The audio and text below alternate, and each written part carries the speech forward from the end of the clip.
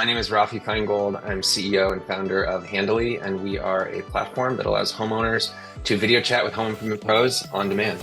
I'm Gardner with _VC.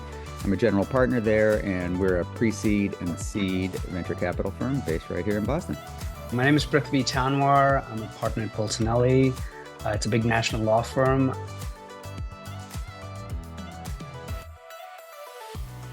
Do I see signal from the market that consumers really want this? And then I've also had kind of a mind toward B2B, like this is actually this product distributed through sort of strategic distribution partners is a really powerful way to get it out there, because customer acquisition, direct to consumer, especially in 2024, is hard.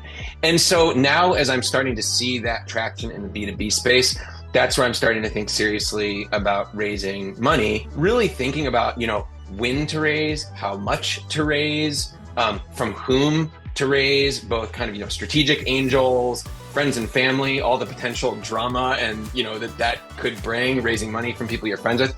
As a former founder and I spend time on the campuses kind of talking to people thinking about starting companies, the first thing I always tell them is go as far as you can before even considering getting money from anybody. In no small part because you got to prove it to yourself. You can always raise money, but you can't raise time.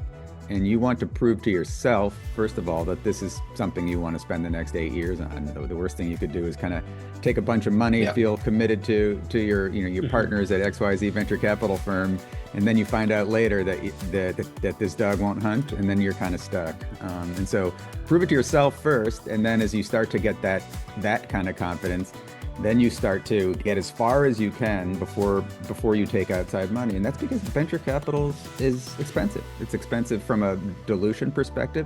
I personally believe it adds a lot of value, right?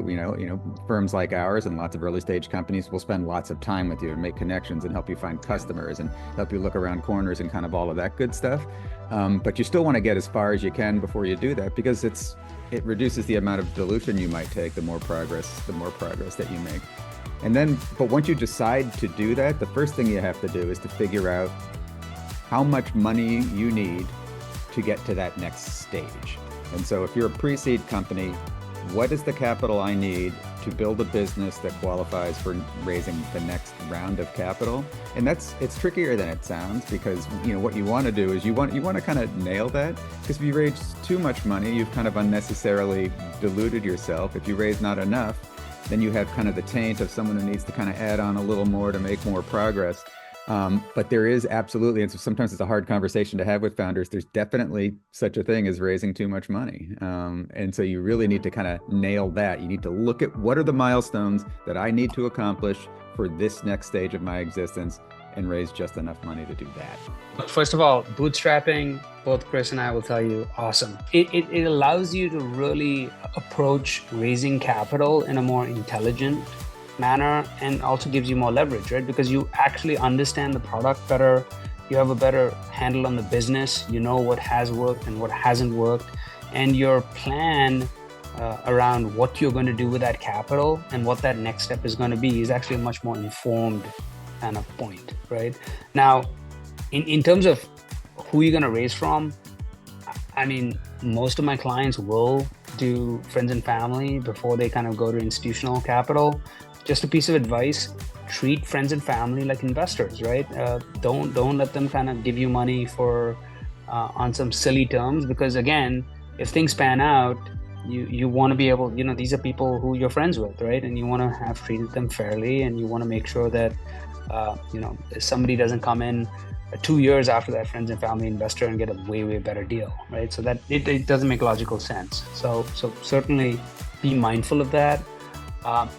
I loved what Chris said about early stage institutional VCs are really scale experts. All right, so in some way they're giving you the money to grow your company, but they're also giving you their time.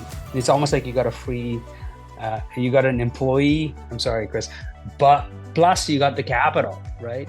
So, usually there are individuals who have been founders themselves. They have been senior executives. They've actually been responsible for taking a company from point A to point B, and they're there to share, right, some of that expertise with you. Of course, you're the CEO, right? You get to make the decision.